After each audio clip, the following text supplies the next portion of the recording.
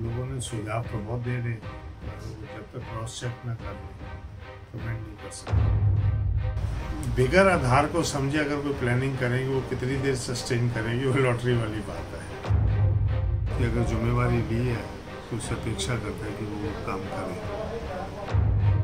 कट्टरता कई बिरादरियों में बहुत ज़्यादा बढ़ती जा रही है, हर स्थान पे ही सुरक्षा एक चैलेंज बढ़ता है।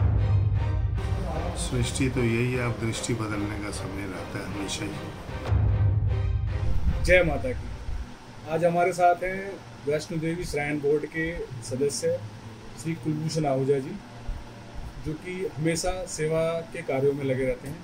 उनसे हम करेंगे कि माता श्राइन बोर्ड में क्या सुधार होने वाले हैं माता के भक्तों के लिए और क्या क्या सुविधाएं मिलने वाली हैं, इन सब मुद्दों पर हम उनसे करेंगे खुल के बातचीत।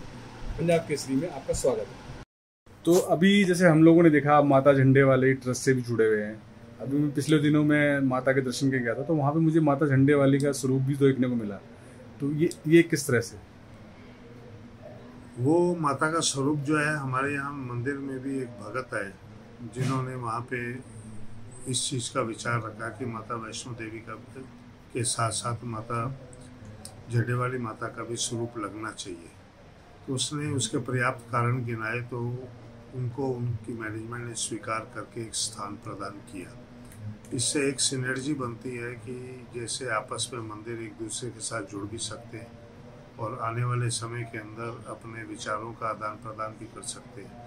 अलग अलग परिस्थितियों में, अलग अलग साइज, अलग अलग सर्कमस्टांसेस में जो एक्सपीरियंस हम लोगों ने यहाँ पे इंडिविजुअली अपने अपने ट्रस्ट के अंदर गेन किए हैं, उसको एक्सचेंज करने से स्पीड थोड़ी इम्प्रूवमेंट की बढ़ सकती है।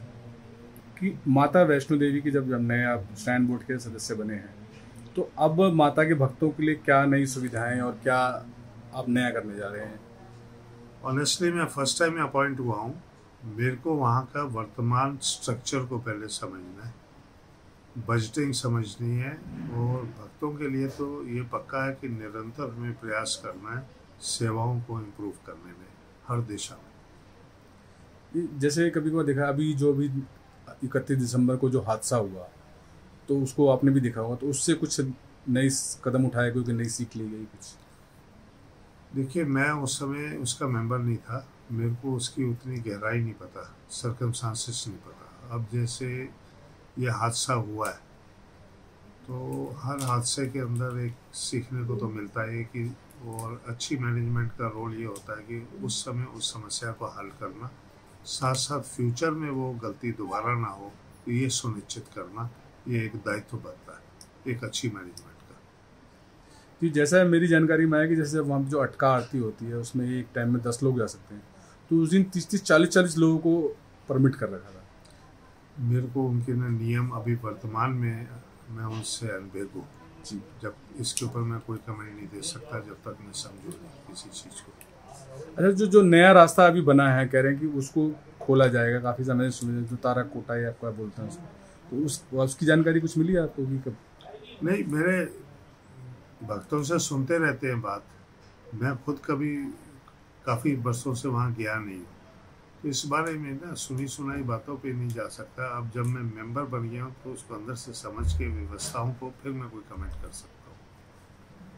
मतलब ये है कि कुछ तो आधारभूत, कुछ अच्छी चीज़ें तो मिलेंगी देखने को, ये तो हम कह सकते हैं। 101% इम्प्रूवमेंट की तरफ निरंतर प्रयास होते रहेंगे। अगर हमें उन्होंने अपॉइंट किया है, विश्वास किया है, तो उस विश्वास को समाज के लिए बेहतरी के लिए इस्तेमाल करेंगे। अच्छा, अभी एक चीज़ और हमने देखी, शायद आप भी कभी गए हो तो आपने महसूस किया हो, जैसे हेलीकॉप्टर मिलता है, तो हेलीकॉप्टर की सुविधाएं तो सबको नहीं मिल पाती हैं, लेकिन जो घोड़ा है या जो खच्चर वाले हैं, पालकी वाले, ये लोगों से बड़ा अनाप शनाप पैसे मांगते हैं। देखिए, इसके ऊपर भी एक सिस्टम फॉर्मेशन तो हुई होगी, और कैसे उसको तोड़ रहे हैं या क्या है, ये मेरे को पूरी जानकारी नहीं। मेरे से तो अगर जानकारी आपने कुछ लेनी है तो 6 महीने बाद लेना, जब मैं पूरे तंत्र को समझ लूँ। नहीं, अब जब आप बने, आपने कुछ दिमाग में आपने प्लान तो किया होगा कुछ न कुछ। प्लानिंग बिगर आधार को समझे अगर कोई प्लानिंग करेंगे, वो कितनी देर सस्टेन करेंगे, वो लॉटरी वाली बात है।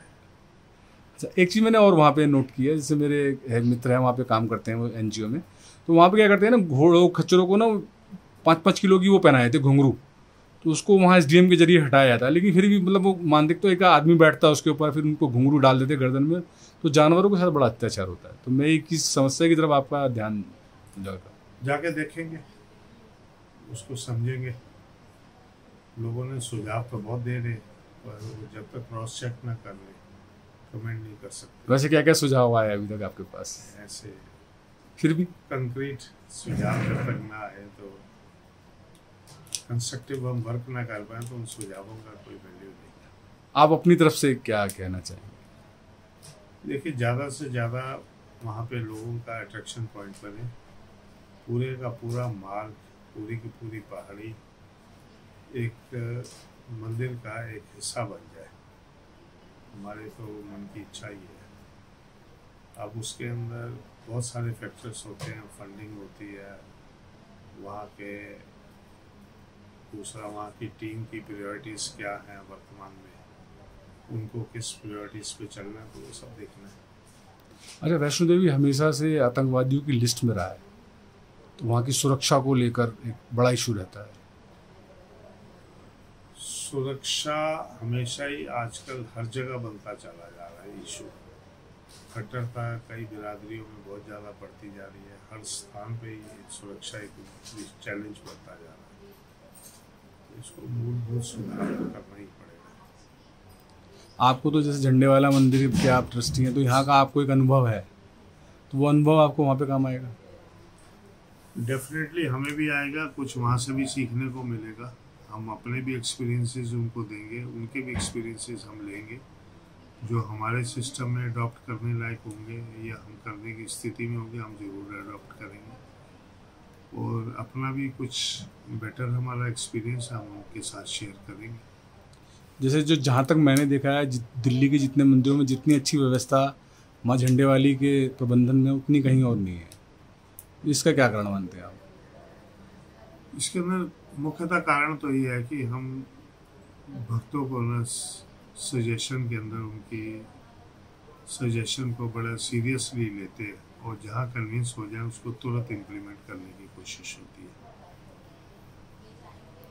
और सारी वर्किंग के ऊपर हम लोगों ने मैन सेंट्रिक वर्किंग के ना करके हमने सिस्टम ड्रिवन वर्किंग की है।